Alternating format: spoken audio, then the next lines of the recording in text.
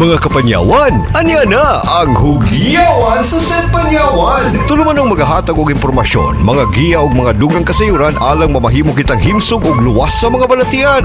Hugyawan sa Set Panyawan. Ug karon, anya na ang atong mga kapartners maayong panglawas, Sir Rick B ug Sir John, alang sa Hugyawan sa Set Panyawan. Luzon, Visayas, Mindanao, sa kamayang adlaw kaninyong tanan ug welcome sa atong pagpanaguban na nanapod kini atong tulumanon karon sa maayong panglawas atong kini kanato sa maayong kabubuton sa SED Marketing. Ang tighimo og tigapudapon sa mga nagunang mga produktong herbal nga tinuod gayon nga dili lamang makatabang sa maayong kahimsog, maka-promote pa kini siya og defense no pinagi sa pagpakusog sa atong immunity or kani atong immune system, apil panini kani atong mga white blood cells, and of course ang atuang pagtabang sa atong mga kaigsunan nga nahiagom karon sa mga tagsa-tagsa ka mga problema sa panglawas. Timani kanunay mga igalag igsoon nga ang programa nato nga hugyawan gimugna sa SED Marketing para makahatag og paghatag og impormasyon, no, giya, and of course pagtabang pod nga makaangkon kita hinagiban batok sa mga balatian. And of course ang atong hugyawan kauban gyapon nato ang atong Partners Health nga maghatag og impormasyon, pagtabang og usab paghatag og pagkatin-awan sa atong mga problema sa panglawas. Sir John, sa kamayang adlaw diha kanimo. Yes, may adlaw ni mo na Sir Rick Nox. Tara na ito mga tigkuminaw. Kumusta ka mo tanan? Sa atong mga viewers and listeners karon sa hugyawan sa SED Panyawan, timani kanunay nga ang tuyog tumong sa ato ang company, ang atong SED Marketing, pagtabang sa mas maayong kahimsog sa atong kalawasan. Anyway, karong adlaw mga kaigsunan, pagaisgutan nato ang ato ang mga ginatawag nga mga chronic diseases. Sir John, ang say kamatuoran nga ang obesity, apil panini kaning ginatawag natong sedentary lifestyle, factor kini para sa ginatawag nato mga chronic diseases.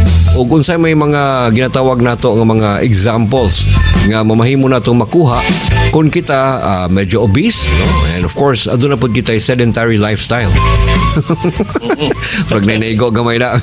Adili man fit man ka. Fit kayo eh. Fit kayong lawas, di ba? Muna yung nakanindot niya. Siksik. Alright, Sir John, go ahead and talk to me about kining ginatawag nato nga problema sa kahimsog o kung say factor nga mamahimo, no? Posible. Ikaw, I know you're quite big, you're quite heavy, pero dili man buot pasabot nga nag-aabusar kasi mong lawas, no? Maybe siguro part po na si mong family, no? Matawag po nato nga family nga linyada po ninyo, no? Mga dagkoon mo. So, kung sa may, namagoy uban good Sir John nga nakita na ako nga medyo grabe ni jud kay kabugat, no? Murag di na ako ma-imagine ang pagbangon niya sa buntag, ang paglihok sa nga inadlaw-adlaw ug unsaon niya, no? Go ahead Sir John, tagay ko na taga-idea ug unsay mga posibleng chronic diseases nga makuha sa mga tawo nga adunay sedentary lifestyle ug usab kaning mga ginatawag nato mga obese. Go ahead. Sige.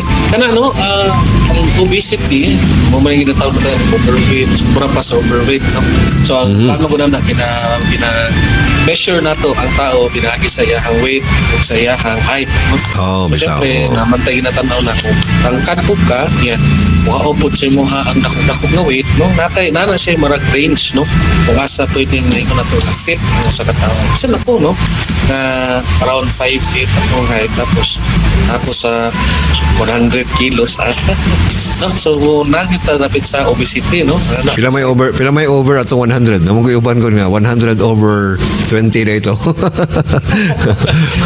No? Pero naningkamot nga nagababa ang atong weight karon, no? So na-define natin ang pinaapas nito. Siyempre ang atong panglawas, no? Also ba ang epekto ni ini kung nakupog weight sa katao, no? Kana, no? Actually dili na tungod sa weight, no? Sa weight sa tao, no? Ang ginatanaw na kung unsa tong visceral fat. Okay? Natin ginatawag na visceral fat man good sir, kaning mga tambok ka tabon ina sa itong mga organo, no? Siyempre kung depende maguna kung fat, kung ang tambok ba ang nakapabukat sa imo or muscles, no? So namangutay ginakuan nga dako siya, bukat siya, pero puro po siya muscle, no? So muna nakapabukat siya, dapat itong tao nga dako siya, bukat siya, pero puro po taba, no? Taba iyahang kuhan ang nakapabukat sa iya. Tungod, kanya tabutan mo sa taba ang nakapabukat sa iya, tungod kay dako gay ang puruhan Sir Rick na pwedeng mahimong at-risk ang sa katao, kabaw nagdagan kay visceral fat, no?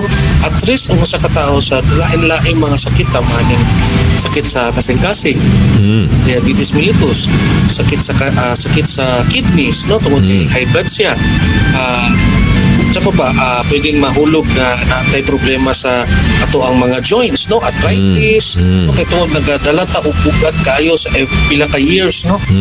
Unsa pa ba laing mga sakit, no, nako prone siya sa mga lifestyle diseases na high mortality percentage din sa Pilipinas. Wow. Taas ang siyempre kung tambok ka, dako pud ka cholesterol, taas pud ka daw timong kimuhang atay, no, kay tungod na kay fatty liver. Tapos lifestyle disease pa, ay lifestyle na dili correct na lifestyle. Example, di pa ka matulog, mutanaw pa ka, mutanaw pa ka chips, no, mukaon ka chips, sobra mga parat, no. So inana, no, unang ginahawag na to ang mga tao, no, nga magpagamay gyud. No, if ever makita na to na tong height, walo mata sa tong height, mata sa tong weight, no, namantay mga apps sa cellphone, no, bisan pa o wala pa tay gina subagay na maintain o sa baba na, no, sa bata pa ta ba ato ginatanawon no na namatay information around the internet naman na tanaw na to saon na to nga mapakunhuran ang pagdako kung ato pud siyang makontrol ato sa mapagamay nato masulod na to dito sa right range, sa right range sa body mass index narito kung ako 173 centimeters ko kinahanglan na lang ko dapat sa mga 60 to 70 no, ana ang ako ang ideal weight so ako mismo para dili ko maduol kay pila naman ako edad karon 35, no, so murag paspas sa kay Pero magulang na di ka gusto katuig na ko, no? Wow, kana 35 years old, dili na ko nagapat bata, no, mga tigulang ko, so maabot ng 40, kanya 99% pa gyud diabetic akong papa pwede mapasa sa kuha. So magpanak ko sa kung Magbantay na ka. kani ako ang kadako kinahanglan gyud makunhuran ako mapagamay na ko kung kaugalingon. Siguro from time siguro 10 kilos anihana tod sa maabot na ko ang ideal weight.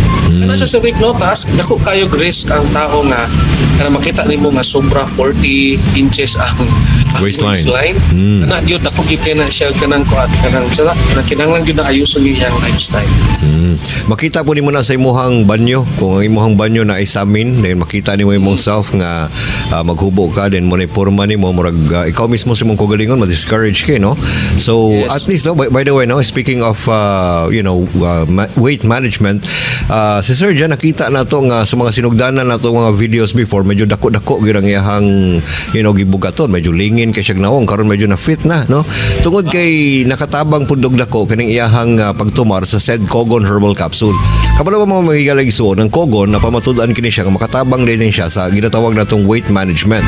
And kanang atong said Kogon na doon naman ay makabuhay or kanang ginatawag natong panyawan, which is makatabang pud sa pagpalagsik, no, sa atong pagpalagsik sa ato ang mga kaugalingon, no, pagpalantip sa atong pagpalambo sa atong energy, no, kay para makatabang pud ta sa katong mga kaisunan nato nga medyo low ang energy sa lawas, no, makatabang rin siya nga makapalagsik nimo.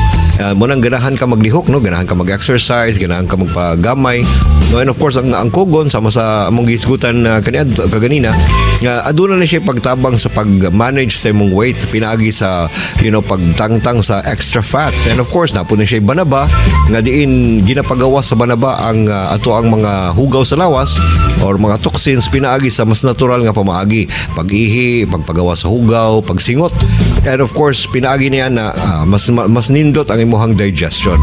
Bueno, Sir Jan, salamat again sa kahigayunan ning atong hugyawan karong adlaw. Yes, salamat kay Sir Rick, no. Unda, badayon pa gyapon sila sa pagsubaybay ni atong program.